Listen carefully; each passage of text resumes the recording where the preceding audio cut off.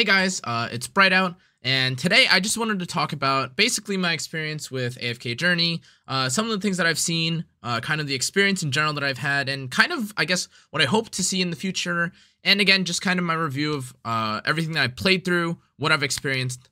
Let's get into it. So the first thing that I want to talk about is that, again, as you can see here, I am very early. As you can see here, I apologize.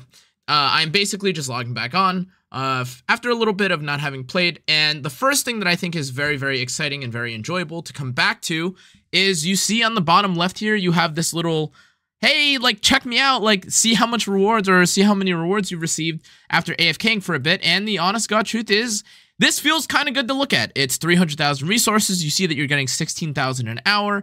I've been AFK for 19 hours. I've got a bunch of resources that I can use, some gear, all these different things kind of activate your dopamine sensors or whatever it is. You know, I'm no doctor. I'm no educated man. Anyways, point being, I think this is a very kind of dopamine affecting or dopamine providing experience, which is really nice. I'm going to click collect, which is obviously going to go into my bag. You can, okay, well, you can't see it, but it's all getting thrown into there. Kind of a funny looking animation in all honesty, right? So it's getting poured over, and that's like kind of smooth. You can see the animation and like the moving in this game is pretty smooth.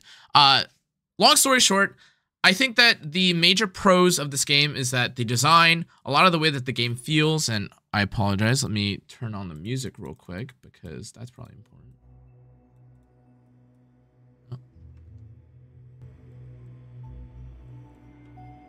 A lot of things about the design and the atmosphere, I should say, of AFK Journey is very pleasant, very enjoyable.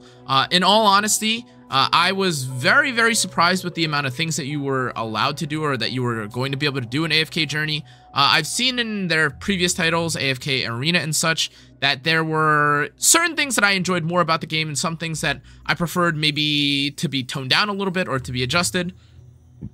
The one thing, though, that I think has been a pleasant surprise, and you guys probably saw the video on it already, is just how impactful or just how interesting the arena, the PvP is in this game. Let me tone this down a little bit. I didn't realize it would be this loud. But long story short, the arena, the honor duel, and just the fact that there are so many random like different game modes and stuff that you can do in the game is pretty pleasant. It doesn't all just end up being AFK. There are like elements of strategy and stuff that I think kind of balance or kind of complement the farming or things like that that you'd have to do in between. The Dream Realm is basically like a big boss that you fight for treasures and stuff. Very okay, he's obviously not like a he's an ugly monster, okay, but that's what he was meant to be. Do you know what I mean? Like, point taken. Anyways, like getting the resources or the rewards and stuff after coming up with different compositions to beat this guy. Trying to find different, I guess, speed runs or different, I guess, strategies in order to get the max or the most out of your 7 battles whenever it respawns is really important. But like other things or like everything in AFK, like an AFK Journey, it does feel like you do have to use your brain a little bit, which is kind of a blessing and a curse. It isn't all just AFK, despite you, again, being able to kind of just sit here and AFK through some of the stages, get rewards. But it does also kind of... It is kind of good in a sense, just because if you feel like the Dream Arena or if you feel like the Dream Realm or the Arena or Honor Dueling or any of these things is too difficult for you, I guess, with the exception being Honor Duel because it is kind of like a draft sort of thing. Most of the time what you could do is kind of just sit there, wait for your units or wait to get more resources, and then upgrade your characters to kind of just bully your way or bulldoze or kind of smash through any content that you were otherwise gated by. Now that being said, after playing for... I guess, what is it now, like a couple weeks, if not like a month, it doesn't take a whole lot to get through or to beat any specific content. Pretty much the worst that I've seen is that I guess in certain cases you need to clear certain stories, or in certain cases like with the AFK progress that I have right now, the mobs are starting to beat me up because ultimately I'm locked at a point where I need to be upgrading everyone at the same time. And that is kind of just a product of me not exploring the world more. I am kind of just sitting here doing some of the game modes, doing PvP because I have an addiction to doing it. And I'm not really upgrading my characters too heavily. But if we just take a look at the characters that we have here, I've got a couple characters at level 50 now. And again, with my AFK resources, if I wanted to, I could just level them all up to level 60, which is nice. There we go. We have them leveled up as well. We have an extra skill. Very straightforward UI, very like intuitive, and I would definitely say intuitive. It is a very like straightforward design. Little progress is better than no progress, right? Voice lines, the design of the characters, all these things are also very interesting. Basically just for AFKing 19 hours, aka literally just sleeping or, you know, doing anything else, editing, etc. Any 9-to-5 job, you get enough resources to upgrade your characters. And again, the design of the characters I think is also kind of a major plus. I was not a huge fan, to be honest, of Rowan initially, but then seeing him deliver like potions and see how reliant I was on him in game was kind of goofy. I'm typically more of like a waifu player. Like I definitely like characters like, again, like Laika, and like, you know, if the shoe fits, you know what I mean? Like if she's a waifu, she's a waifu. But again, like there are definitely characters that are kind of stand out and kind of interesting, goofy, that's not just all like waifu hunter. And even though I do end up getting a lot of this, like the squirrel characters for whatever reason, I do think that having something like Odie, who is like what is this character? You know what I mean? Like what is this character? I think having the diversity of certain characters is good, and all of that is kind of complemented, or kind of all of that comes together, especially once you start getting to the summon and this whole kind of like tavern experience that you have. It's kind of cozy. It's a different kind of environment. It's not just the same UI that you've seen from countless hundreds of, at this point, like thousands of games at this point. You can pull, you have like the collection in case if you're curious about like what things are available to you, the different characters, like the journal. Even getting your mail is kind of interesting. And then of course you have someone like me who's kind of a Luxac, and I get some of my recruitment stuff. But then again, all these different menus, the different UIs, it feels interesting. Again, doesn't hurt to get a couple pulls, you know what I mean? So in other words, basically, because it is what it is, or basically because of all the things that I've seen already, or just from my experience playing this game, I've definitely had, I guess, an eye-opening kind of time playing this sort of game. I'm definitely not a native top-down kind of gacha player like this. A lot of the gacha games I play are kind of like, I guess it's like turn-based, or it's like point and click. I also apologize, I just realized there's like so much light that's like pouring onto my face. Anyways, point being, I think there's a lot to love about this game. There's like login stuff, or there's, you know, like there's the dopamine again that I mentioned before of either beating people in arena, or again, clearing through some of the AFK progress.